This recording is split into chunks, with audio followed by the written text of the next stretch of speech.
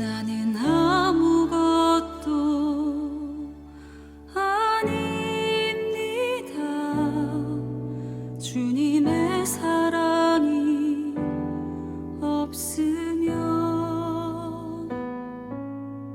사랑하는 행복한 교회 성도 여러분, 이 영상을 보시는 하나님 나라의 귀한 자녀 여러분, 오늘은 2022년 4월 21일 목요일입니다.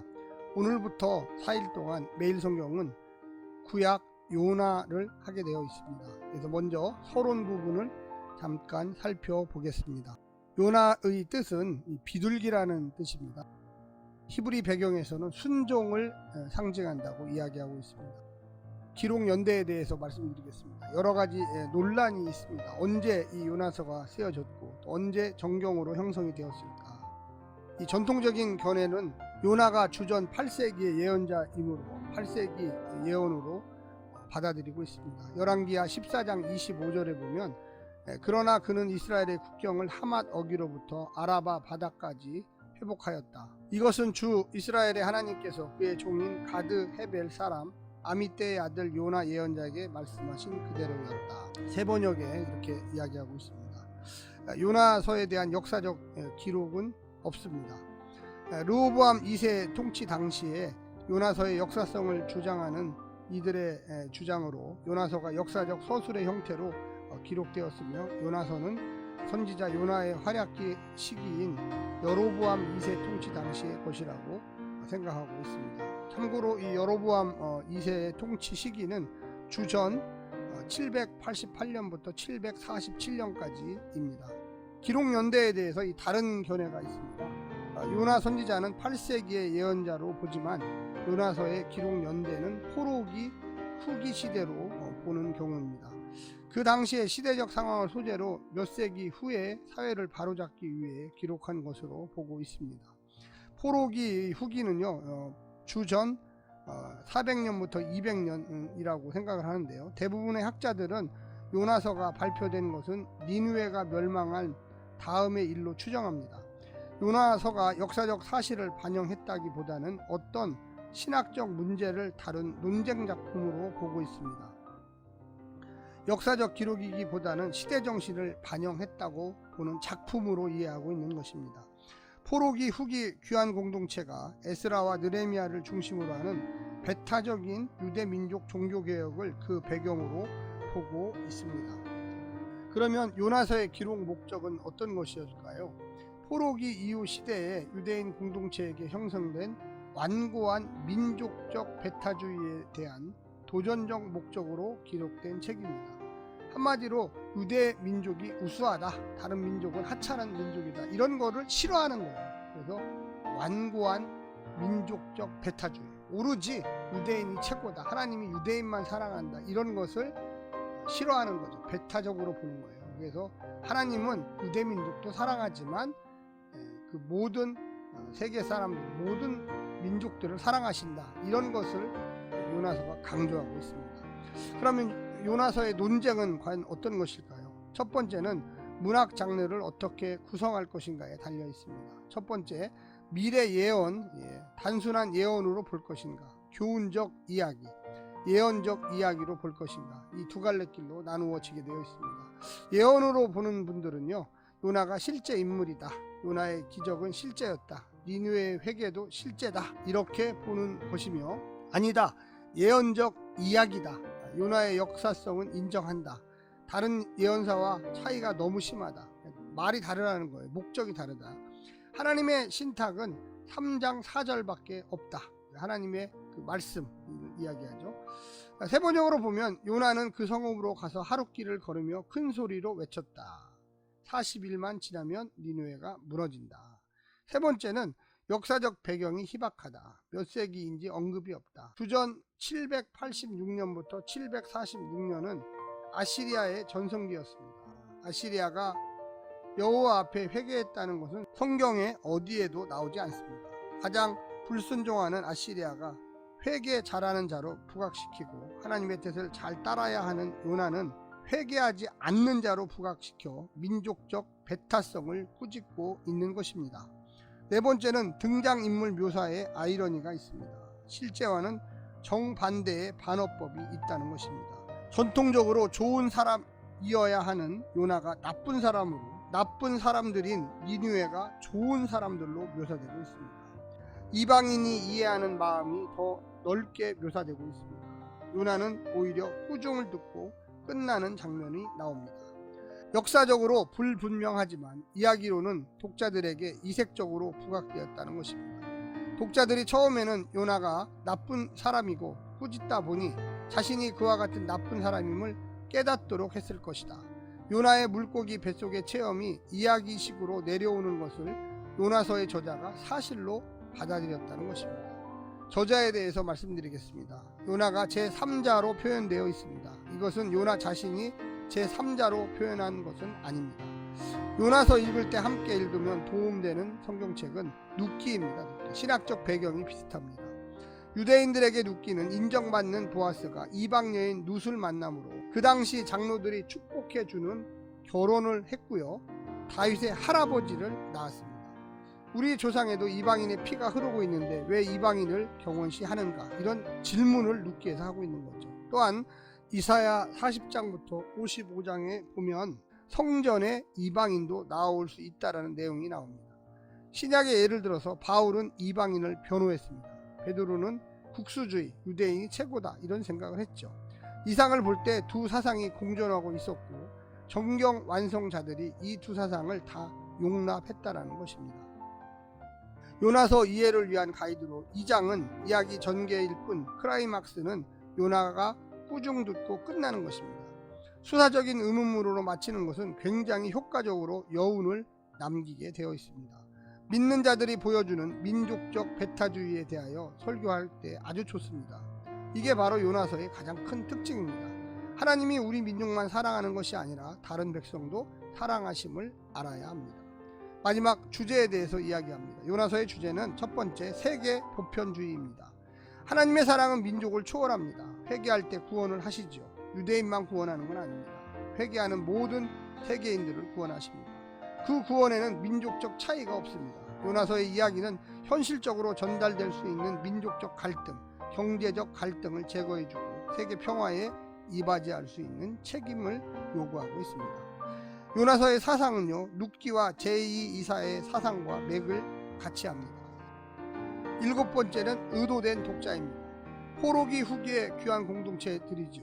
이 공동체들이 조상의 전통을 무시하고 이방인과 섞여 사는 것에 불만을 품고 에스라와 느헤미야와 같은 이들을 중심으로 다시 성전 중심의 배타적인 민족주의를 통하여 신명기적 조상의 전통을 고수하려는 사람들을 풍자적으로 묘사하기 위함이었습니다. 편협된 국수주의자들에 의해서 예루살렘 성전을 중심으로 정통신학을 주장하는 자들을 대상으로 쓰여졌습니다. 마지막으로 오늘날 우리에게 주는 교훈은 무엇입니까? 오늘날 성도들에게 하나님은 오직 성도들만 사랑하는가? 하나님은 인류를 성도들과 동일하게 사랑하십니다. 단지 성도들이 하나님의 뜻을 먼저 알고 순종하기에 더 깊게 감사하는 자세를 가져야 하는 것이죠. 그래서 성도들 역시 믿지 않는 자들을 미워하지 말고 사랑의 자세로 그들을 대해야 합니다.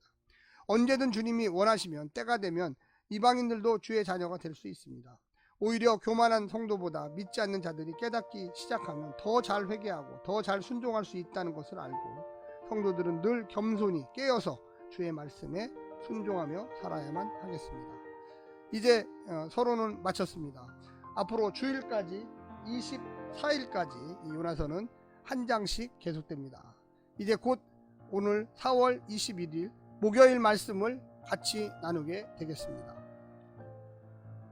오늘 2022년 4월 21일 매일 성경 요나 첫 번째 시간입니다. 구약 성경에 다른 예가 없는 특별한 예언자가 바로 요나죠. 예언자 요나는 니느웨로 가서 외치라는 하나님의 명령을 정면으로 맞받습니다. 하나님의 명령에 순종하지 않을 뿐만 아니라 반대로 처신합니다. 그는 동쪽의 니느웨로 가지 않고 당시 세계관에 따르면 서쪽 끝에 해당하는 다시스로 도망을 시도합니다. 그 이유는 달리 언급되지는 않습니다. 오늘 본문을 좀 나누어 보면은요, 요나 1장 1절부터 3절은 여호와의 명령과 요나의 도주, 4절부터 16절까지는 도주에 실패하는 요나, 17절은 하나님께서 예비하신 물고기입니다. 먼저 오늘 본문 요나서 1장 1절부터 17절까지의 말씀을 듣고 다시 오겠습니다.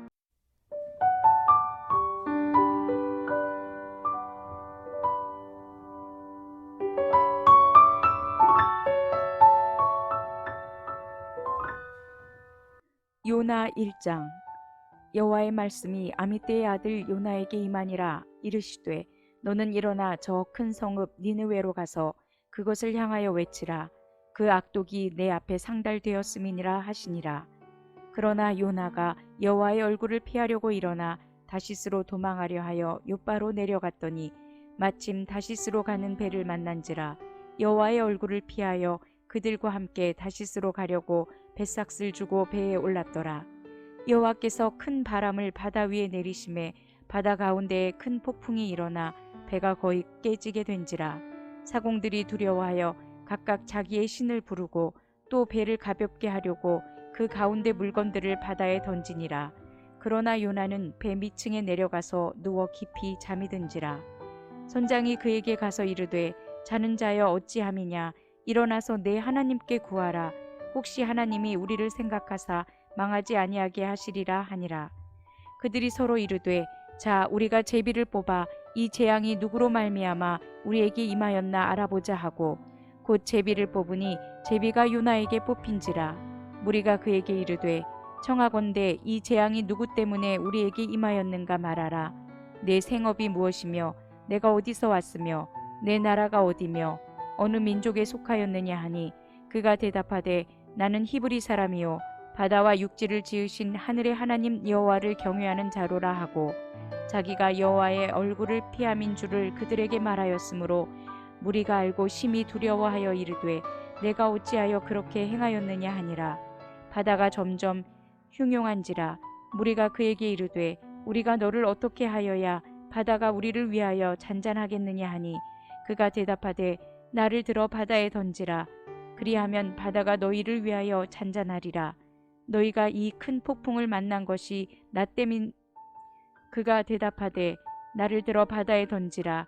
그리하면 바다가 너희를 위하여 잔잔하리라. 너희가 이 큰 폭풍을 만난 것이 나 때문인 줄을 내가 아노라 하니라. 그러나 그 사람들이 힘써 노를 저어 배를 육지로 돌리고자 하다가 바다가 그들을 향하여 점점 더 흉용함으로 능치 못한지라. 그러나 그 사람들이 힘써 노를 저어 배를 육지로 돌리고자 하다가 바다가 그들을 향하여 점점 더 흉용함으로 능히 못한지라. 무리가 여호와께 부르짖어 이르되 여호와여 구하고 구하오니 이 사람의 생명 때문에 우리를 멸망시키지 마옵소서. 무죄한 피를 우리에게 돌리지 마옵소서. 주 여호와께서는 주의 뜻대로 행하심이니이다 하고 요나를 들어 바다에 던짐에 바다가 뛰노는 것이 곧 그친지라. 그 사람들이 여호와를 크게 두려워하여 여호와께 제물을 드리고 서원을 하였더라. 여호와께서 이미 큰 물고기를 예비하사 요나를 삼키게 하셨으므로 요나가 밤낮 3일을 물고기 뱃속에 있으니라.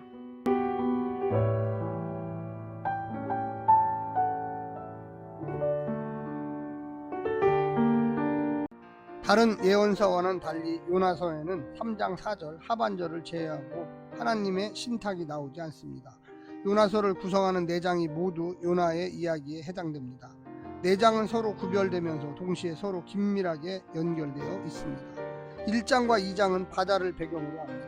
1장의 무대는 배이고요. 등장인물은 요나와 선원들입니다. 2장의 무대는 큰 물고기이고 등장인물은 요나와 하나님이십니다. 3장 4장은 무대가 니느웨로 옮겨집니다. 3장의 무대는 니느웨 성 안이고요. 등장인물은 요나와 니느웨 사람들입니다. 4장의 무대는 니느웨 성 밖 동쪽이고 등장인물은 요나와 하나님이십니다. 1장과 3장은 등장인물의 묘사에서 공통점이 있습니다. 요나는 이웃의 생존에 무관심한 인물이고요. 이방인들은 여호와의 간섭에 긍정적으로 반응하는 사람들입니다. 2장과 4장은 요나와 하나님의 만남을 공유합니다. 2장은 요나의 기도로 하나님을 만나고요. 4장에서의 요나는 대화로 하나님을 만나고 있습니다. 물론 차이점도 있습니다. 요나와 하나님의 관계가 기도와 응답의 관계에서 긴장과 충돌의 관계로 바뀐다는 것입니다. 오늘 본문을 4가지로 요약하면서 설명드리겠습니다. 첫 번째는 여호와의 낯을 피한 선지자. 선지자가 원수 나라에 하나님의 경고를 전하라는 명령을 받고도 못 들은 채 합니다. 그가 가야 할 니느웨와는 정반대인 다시스로 향합니다. 니느웨가 비록 악독하지만 하나님께서는 여전히 중요한 도시로 보시고 있습니다. 하지만 요나는 하나님의 은총을 그들에게 전할 용의가 없습니다. 요나는 지금 선지자 노릇이 아니라 하나님의 노릇을 하고 있는 것입니다. 그런데도 그가 요파 항에 도착했을 때 마침 그가 가고자 한 그곳 다시스로 가는 배가 기다리고 있었습니다. 그런데 이 마침이 요나의 생각에 대한 하나님의 인정을 뜻할까? 요나가 배로 내려가면 추락의 시작이 아닐까? 우리는 생각하게 됩니다. 두 번째는 여호와의 추격과 요나의 반응입니다. 큰 성읍 니느웨를 향한 하나님의 뜻을 거절한 요나가 탄 배에 하나님은 큰 바람을 보내서 배가 거의 깨질 지경에 이르게 만드십니다. 이방인 사공들이 자기 자신의 신의 이름을 부르고 화물을 바다에 내던지며 배를 가볍게 하는 동안 요나는 배 밑으로 내려가 태평하게 잠자고 있습니다. 그를 향한 하나님의 책망이 선지자의 입을 빌려 전해집니다. 요나가 제안한 하나님의 자유를 혹시라고 말하며 이방인 선장은 인정하고 있습니다. 요나의 잠은 영적 무감각 이후 배 밑으로 내려가면 영적 추락의 모습을 보여주고 있습니다. 세 번째는 제비뽑기와 요나의 반응입니다. 제비가 요나에게 떨어집니다. 재앙의 원인으로 요나가 지목된 것입니다. 이방인 선원들은 하나님을 두려워하는데 요나는 회개하지 않은 채 민족적, 종교적 자긍심만 드러냅니다. 요나는 회개 대신에 바다에 던져져 죽는 길을 택하지만 선원들은 마지막까지 노를 저어 요나를 살리려 합니다. 요나를 던지자마자 바다가 잠잠해지는 것을 보고 이젠 자기를 신이 아니라 자기 선지자를 심판하시는 요나의 하나님 여호와를 크게 두려워하고 있습니다. 마지막 네 번째, 물고기로 요나를 구하신 하나님. 요나는 죽음을 구했지만 하나님은 요나에게 물고기를 보내 삼키게 하십니다. 그에게 자격이 있어서가 아니죠. 그가 회개했기 때문도 아닙니다. 하나님의 자유로운 선택의 결과였습니다. 요나가 거절했던 하나님의 일관성 없어 보이는 그 사랑, 자격 없는 자에게 헤프게 베푸시는 그 하나님의 은총 때문에 요나는 살 수가 있었습니다. 오늘 요나의 태도를 한번 보시고 우리를 한번 살펴보시기를 간절히 부탁합니다. 우리 스스로는 어떤 태도를 하나님께 보이고 또 세상에 우리 성도들은 어떤 모습으로 비춰질까요? 오늘 말씀을 통하여 큰 은혜 받으시고요. 오늘도 승리하시기를 간절히 부탁드립니다. 샬롬.